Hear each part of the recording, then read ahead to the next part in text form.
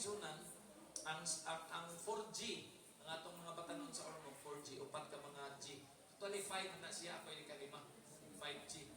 Nyawa pa man mugang na ang signal sa 5G, kay 4G man. So, standby lang start ko. 4G lang sa'yo nagana.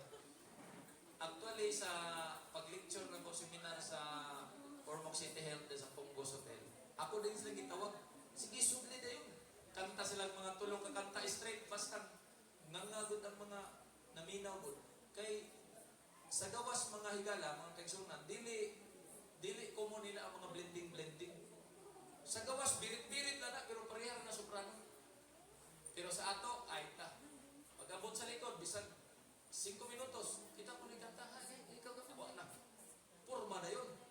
Samot na ang 4G kasi practice. Pagkanta, bitaw mo, blending, ang murag cascades ba ang murag cascades ang dating. Basta, lumiyang paminaw nila.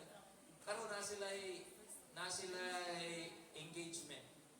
Giparaygan sila sa Ormoc City Health na mukanda ko. Bali, na may stakeholder ba? Dinner for stakeholder. Tanong ng mga dagkong tao para sa program sa government. Manihapon. Kanya sila ang 4G ang pakantahon. Murag sila mag-serenade permit. Kanya tagaan mo sila bahin. 5 ka ng kanindot na opportunity. Diba? So, music is one of the best tools na gamiton sa Ginoo because music has no prejudice. Walay prejudice ta ang music. Kay ang music ka manggod mga kaigsunan kung imong iwali, sugo ni Constantino. Pospon ng Sabado.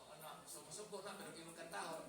Sugo ni Constantino, usbong ng Sabado. Ako minamon, sa Marso, mao ang pagpailo. Sige na kag injik kung kamaturan.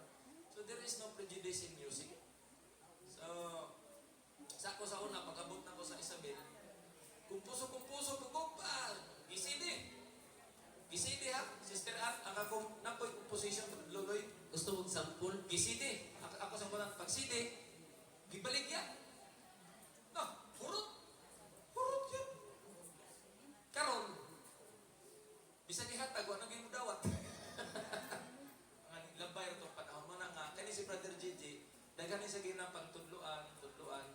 Pero na yung mga panahon na Gigi, humanin mong tudlo, kaning gitudloan, maporma na, mawa na po na simo, maghimo na po nagkaugalingon din ng ministeryo. That's how God works.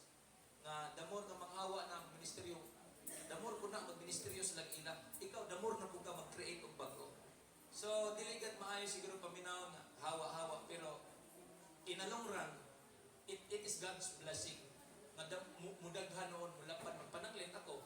If nagpabilin lang ko sa Isabel, ang pagkaroon, okay man, pero ang expand na to sa urban ministry, dili na to mahimo kay ang Ormoc baya, dugay-dugay ni nga panahon, wa bayay nagtandog ana nga nasa urban. Mga dagko be nga tao. Karon mga kaigsunan, bisan nasa mga agency diha, pag ingon ninyo nga 70 Adventist mo, ginasalutan mo ana. Mo na akong mapahambog niini nga sa dambayan sa Ormoc City. Ilabi ang musulod ka sa LGU.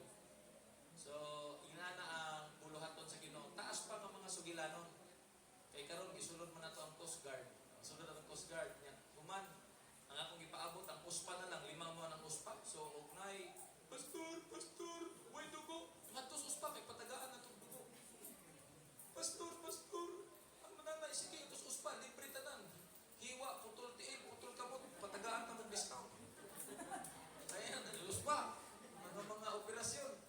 So, ang nindot is ma-reach out na nato ng mga tao. Hindi yung mga tao, di ka pa mga ampo. Wala ni ampo-ampo, walay, mo na nga tuwata dito, ato silang matudloan sa insakto.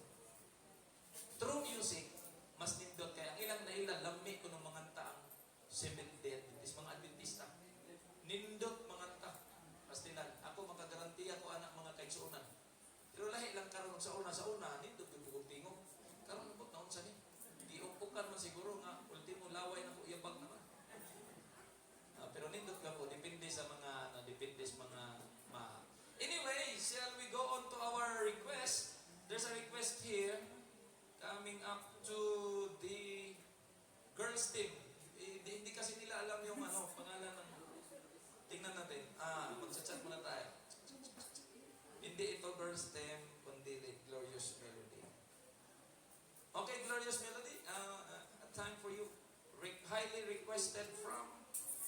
local church